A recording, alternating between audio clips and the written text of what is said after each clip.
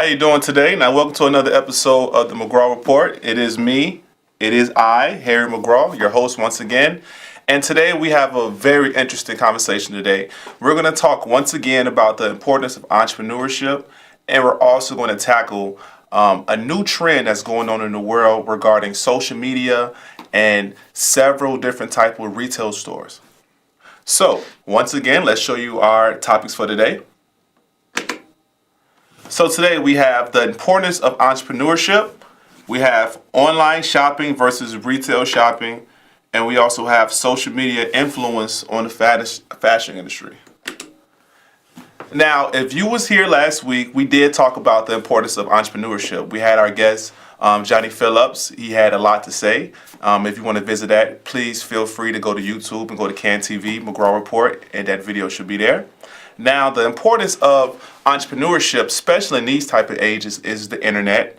Everybody's using their phone. There's several platforms where individuals such as myself or other entrepreneurs can distribute their content and distribute their apparel via social media, YouTube, several different types of ways. Now, 2018 has been a very entrepreneur bullish year. We have several stores that's going out of business, and we're going to talk about that in one moment. Another store that's heading all over the headlines is Sears. Sears been around for a very long time. I remember in the 90s going to Sears where they sell appliances, they sell clothes as well, hardware tools, and less than a week ago, they filed for bankruptcy. Now, that's pretty big. Now, some people say they seen it coming because we have Kmart slowly taking back their stores, and there's several other retail stores that are shutting down as well. Now, the reason why Sears is going out of stores is because people are not going into stores anymore. Everybody's ordering online, either Amazon or independent entrepreneurs that have stuff that they sell. So before we get into a little bit more deep about the social media influence, let's talk a little bit more about what's going on with Sears and the direction that we're heading to. So give me 1 second.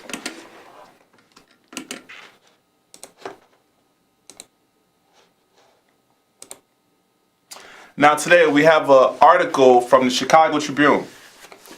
Online shopping is on the rise among kids, and here how brands are courting them. So this is just an example of a 9-year-old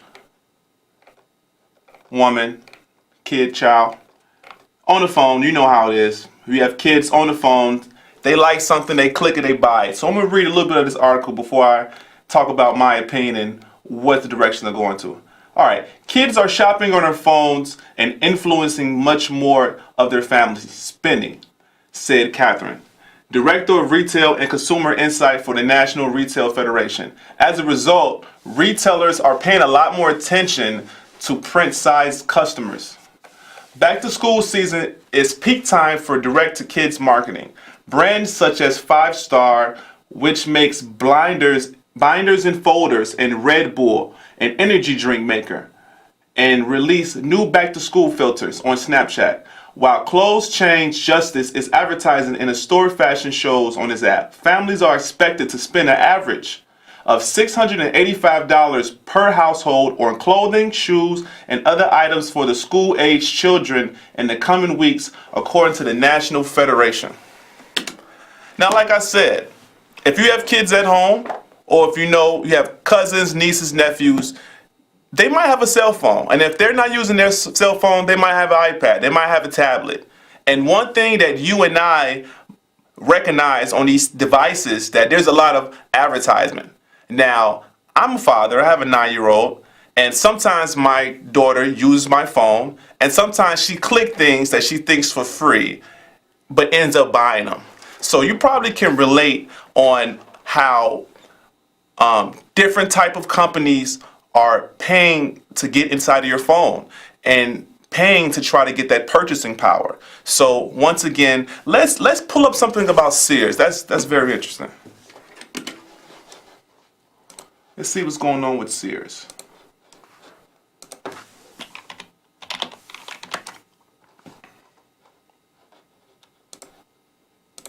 All right. Wow. Sears stores closing list. 142 more Sears Kmart locations are closing in Chapter 11 bankruptcy. Okay. Liquidation sales and additional stores are expected to begin within 2 weeks, according to court filing, which is right around this time. As we look toward the holiday season, Sears, Kmart, and stores remain open for business, and our dedicated associates look forward to serving our members and customers. Sears chairman Eddie Lombard said in a statement, the company has 687 stores remaining, including Kmart locations. It's possible more stores, even all stores, can end up closing if the company fails to reach a valuable restructuring agreement in the bankruptcy. So that's pretty big. So that's just showing you how the power of media, the power of entrepreneurship. So imagine these big stores that have been around for over 30, 40, 50 years are shutting down shop because everybody is pretty much buying on their phone. And if they're not buying on their phone, they're buying on the computer. The computer's been out for a while now. Please catch that video last week of us talking about the advancement of technology. Now, we're going to show some statistics about online shopping versus retail shopping. Traditional retail shopping. Okay. Shift in shopping. A recent survey on online shoppers reevaluated the first time that they bought more on their purchases online rather than in stores. And once again, this shows you millennials, 63% purchasing on a smartphone by generation. Then you also have the Generation Xers, 41%, the baby boomers, 19%, and the seniors, 8%. How purchases are made. We have research online and in-store buy. So it's 22% people are buying in-store. We also have search and buy online, 42%. So we're going to talk a little more about that.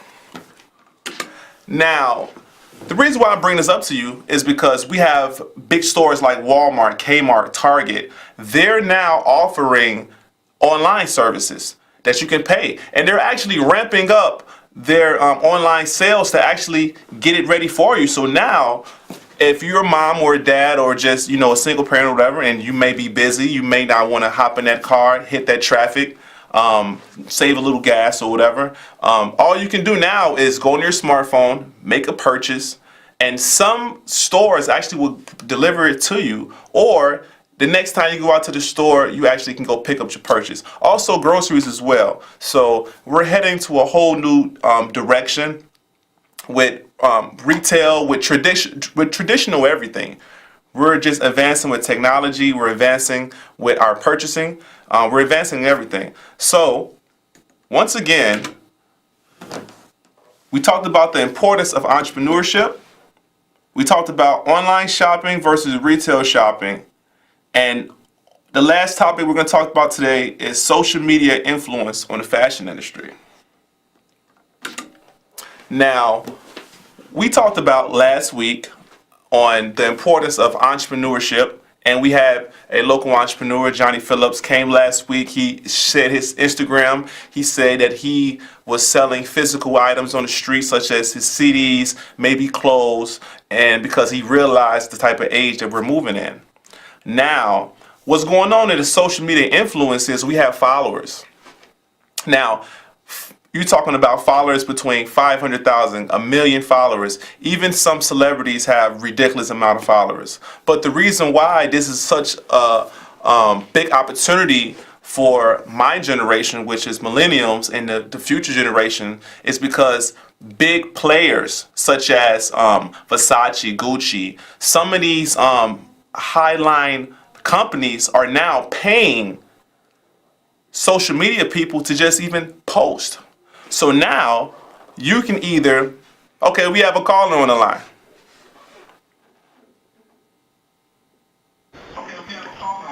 Yes, and good evening, and thanks for taking the call. I don't know if you're going to like this call, but okay, thanks for taking this call. All right. I've listened to you a couple of times, and y'all young millennials, you think that this world, y'all love this new technology, press a button, and your garage door open. Well, that's what we used to like when we was coming up. But you want that smart phone to do everything for you, except kiss you, hug you, and you probably can tell you that it love you. Well, us older people, we don't care too much about that. I don't care about that new technology. I got a couple of cars. I could put gas in the car. I love going to the store, meeting or seeing or speaking or decide I want to have lunch. Well, not y'all hit the telephone, everything that you want. How's the temperature outside? I get 4 newspapers delivered to me every day. I look at the TV, the newsman could tell me, but you rather look on your telephone and do that. You depend on your telephone. Well, listen to me, and I really believe this, and trust me, I'm not an ignorant man. Some of this technology is getting ourselves in trouble. And if you think I'm lying, think about the election, what they saying about Russia, what they did about the election. Again, you keep on tampering with technology, and you're going to see where it's going to get you. Listen, thanks for taking this call. Let me get out there to hear your response, and good luck to you. Thank you very much, brother. I appreciate that. Now, I'm going to chime in on that real quick. Now, my perception of what's going on is I did not choose technology. Technology chose me. And one thing that I realize when it comes down to my father, my mother, they have not jumped aboard. So what they do now is they rely on their son. They rely on their grandson. So to me, it's like, it's adapt or die in a sense.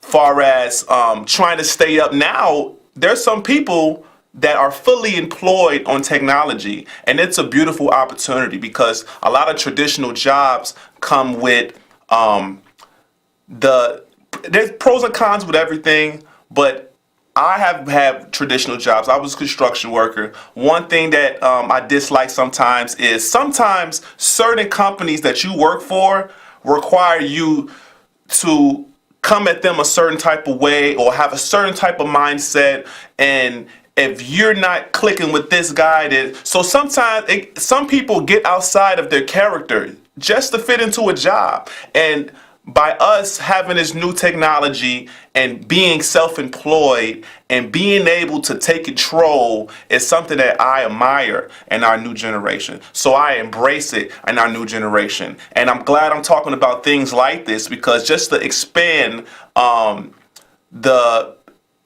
the realization of what's going on here, because a lot of individuals, they're just sitting back and just letting time fly. It's getting to the point where you don't, like you say, you don't have to get a newspaper anymore. You use your phone. You don't have to go out and go to the store anymore. Just use your phone. You don't have to walk your dog anymore. You don't have to do a lot of things. So right now, I think that we should be focusing on how to continue to innovate. But I definitely hear you on that one, brother. I'm gonna chime in on that a little bit as well. One thing that technology does is take away the use of the man.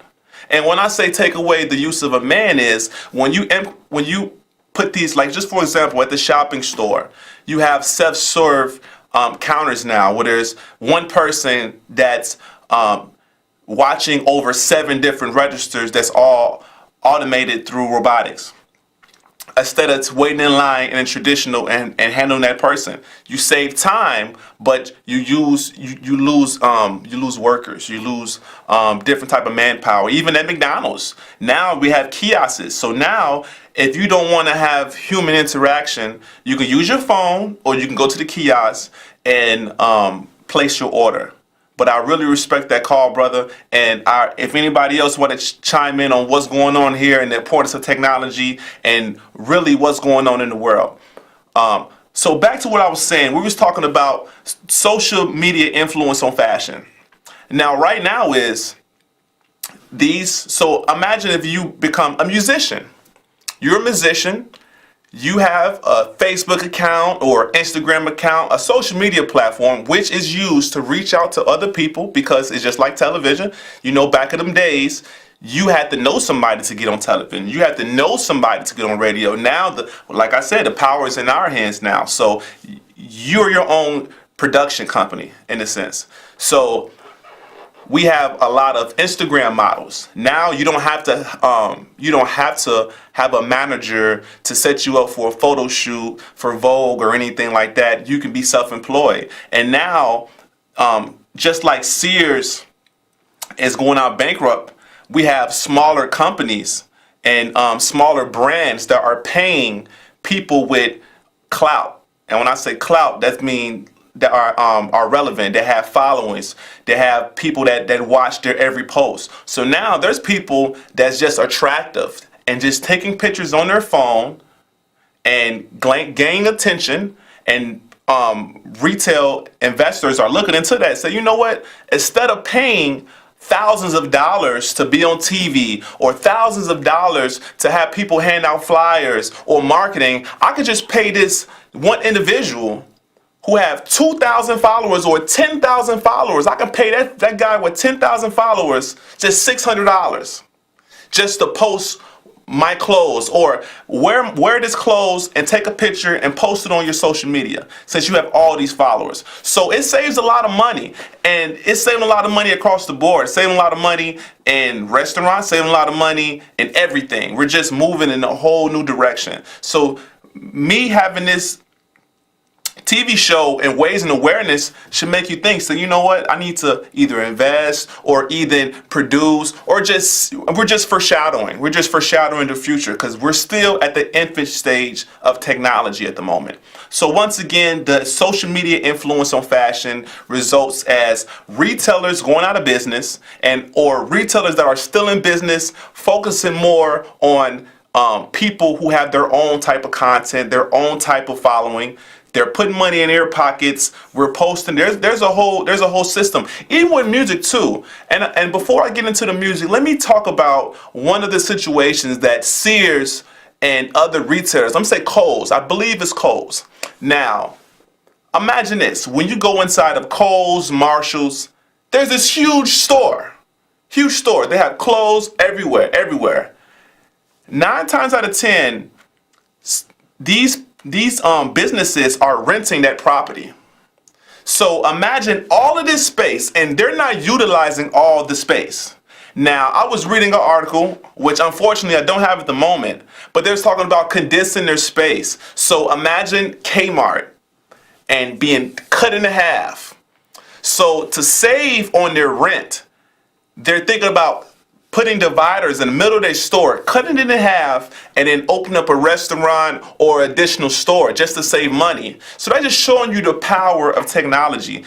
And it makes sense, because imagine if you're a business owner, you've been at this location for years, you don't want to move because you still have traffic, but you have all of this space, and all of these people cannot fill up this space in time. So the best thing you can do is cut it in half. Maybe have a restaurant there, or maybe have rent it out to another company, or just work out a deal where now you have less space. So that's type of situation that we're moving into. So we're gonna look at something else as well.